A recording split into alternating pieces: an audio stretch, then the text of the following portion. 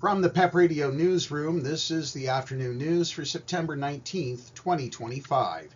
These are the stories we are covering at this hour.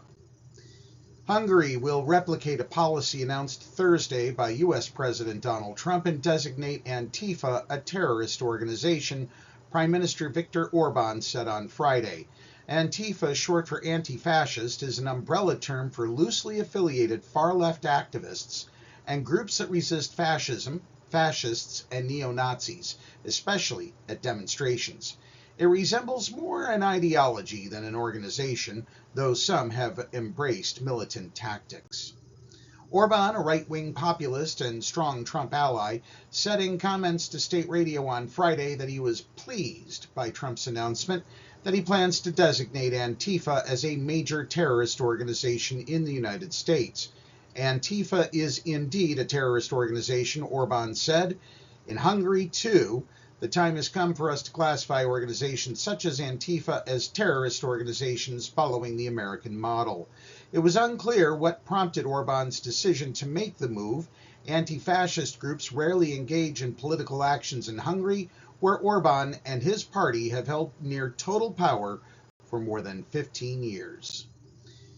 U.S. Health Secretary Robert F. Kennedy Jr.'s hand-picked Vaccine Advisory Committee on Thursday recommended the Centers for Disease Control and Prevention adopt new restrictions on a combination shot that protects against chickenpox, as well as measles, mumps, and rubella.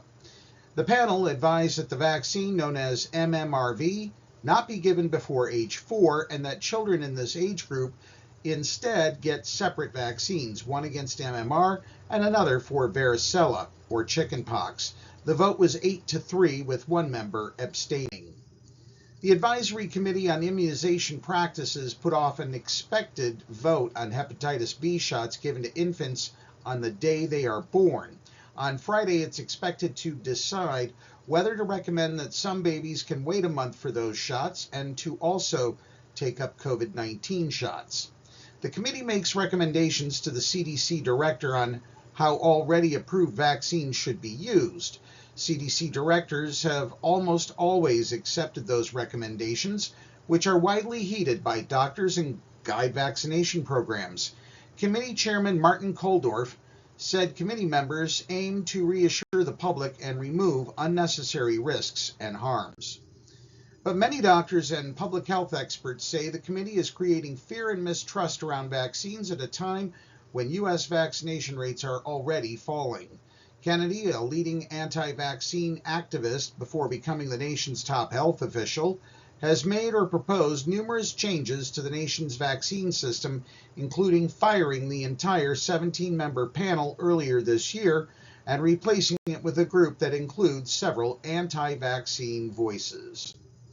Turning to Pennsylvania news, an 18-year-old high school student who was shot by an agent with the Bureau of Alcohol, Tobacco, and Firearms and Explosives on Thursday evening has died.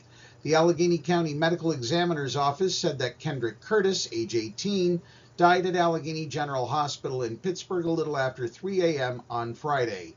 The shooting happened on Wagamon Street at the Linmar Terrace housing complex around 6:20 p.m. on Thursday. In a statement Thursday night, Pennsylvania State Police said ATF and FBI agents working in a joint investigation were involved in the shooting.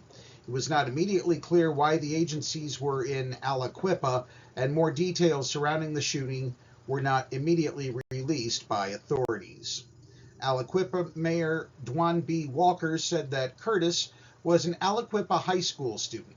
A trauma support team will be on site at the junior-senior high school on Friday during student arrival, and the district will have resources throughout the day as needed for students. A neighbor described an emotional and tense scene in Beaver County, highlighted by a large police presence. A photo of the scene showed at least 9 police vehicles near where the shooting happened. Witnesses said they heard multiple gunshot wounds. Anyway, that's the news at this hour.